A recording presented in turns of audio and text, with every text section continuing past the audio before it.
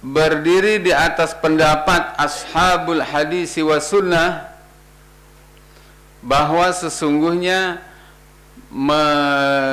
mengangkat imam itu hukumnya adalah fardu, khilafan li firqatin minal khawarij, berbeda dengan pendapat khawarij. Siapa khawarij itu? Wahum ashabu najdah al-haruri. Ashabu najdah al-haruri. Apa pendapat al-khawarij? Za'amu annal imamah laysat bifardin wa innama 'alan nasi iqamatu kitabillah wa sunnati rasulih wa la yahtajuna ila imamin. Orang khawarij mengatakan bahwa imamah khilafah itu tidak wajib.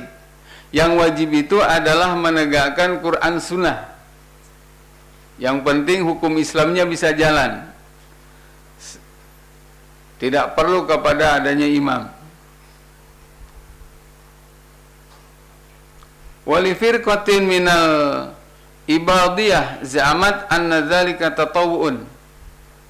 Atau ada juga dari kelompok yang disebut kelompok ibadiyah, itu berpendapat bahwa menegakkan khilafah itu hanya sunnah saja. Jadi para jamaah yang dirahmati Allah, ternyata saya mendapati fakta ini, berarti orang yang mengatakan yang penting ajaran Islamnya aja bisa tegak, soal bentuk negaranya apa, itu kata Imam Abul Hayyan Al-Andalusi, itu adalah perkataan orang Al-Khawarij.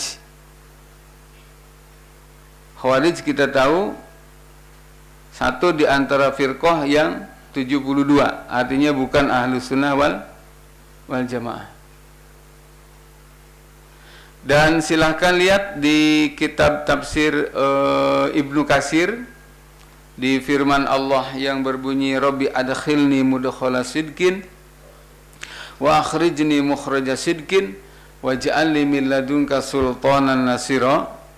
Itu Imam Ibnu Katsir mencantumkan perkataan Imam Qatadah. Qala Qatadah bihadhil ayat allamallahu subhanahu wa ta'ala an-nabi sallallahu alaihi wasallam an la taqata lahu bihadzal amri illa bisultanin.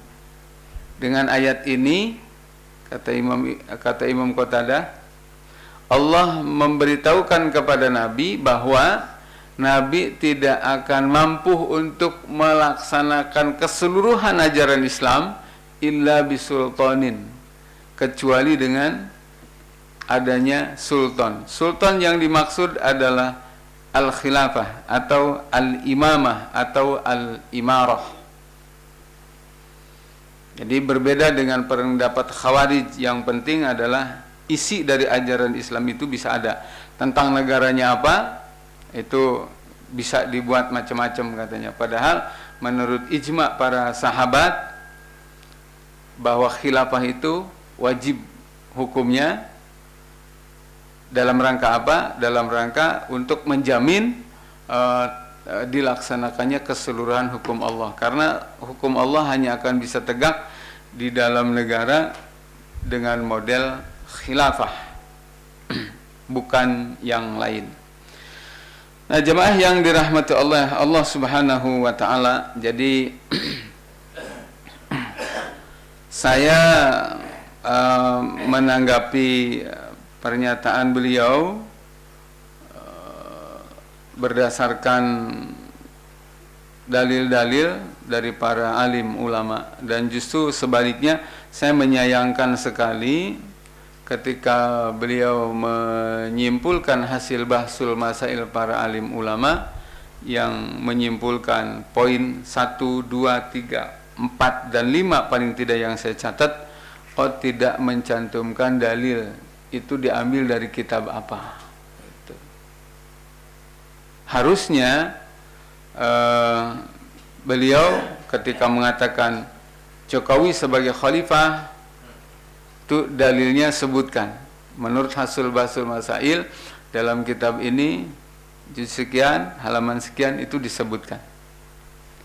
Ya, atau misalnya beliau mengatakan Islam tidak mewajibkan suatu bentuk negara tertentu, karena yang terpenting adalah Islamnya bisa tegak. Mestinya beliau mencantumkan ini tertulis dalam kitab ini, dalam kitab ini, dalam kitab ini, sebagaimana saya melakukan jawaban, maka disebutkan kitabnya. Nah, terakhir jamaah yang dirahmati Allah, kata beliau bahwa NKRI ini kan sering banget disebut ya, NKRI harga mati. Jadi udah nggak bisa ditawar-tawar ini. Setiap gerakan yang mengancam NKRI wajib ditangkal, karena akan menimbulkan mafsadah dan perpecahan umat. Mudah-mudahan yang dimaksud NKRI oleh beliau ini bukan khilafah yang dimaksud.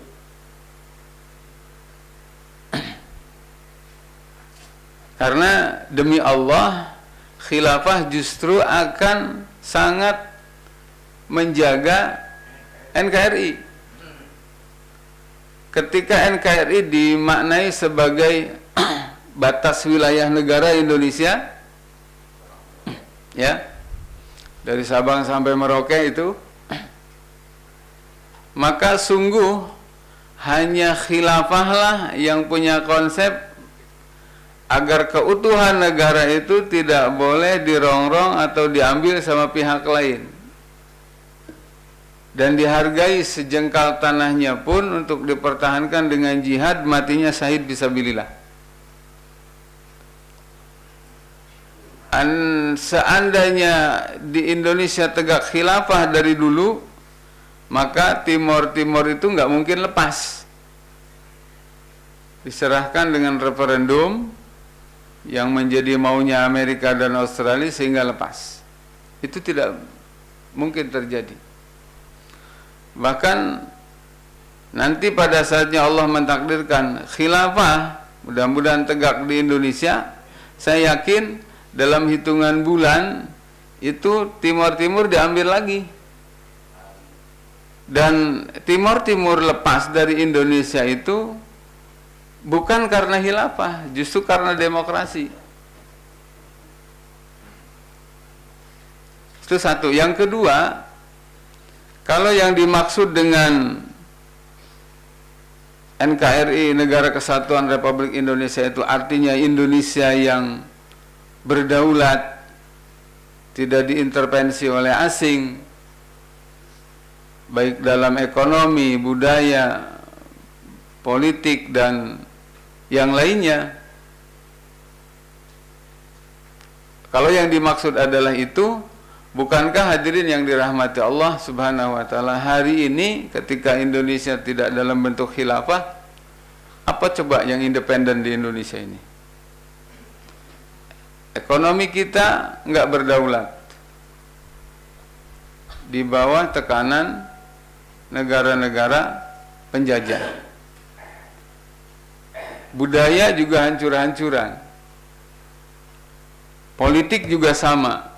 Jadi apa yang lantas dipersoalkan? Justru saya sepakat, apa yang mengancam NKRI memang harus harus ditangkal, tapi yang mengancam NKRI ini menjadi salah ketika itu dialamatkan kepada khilafah. Justru yang mengancam NKRI itu adalah demokrasi, sekularisme, liberalisme, dan kapitalisme.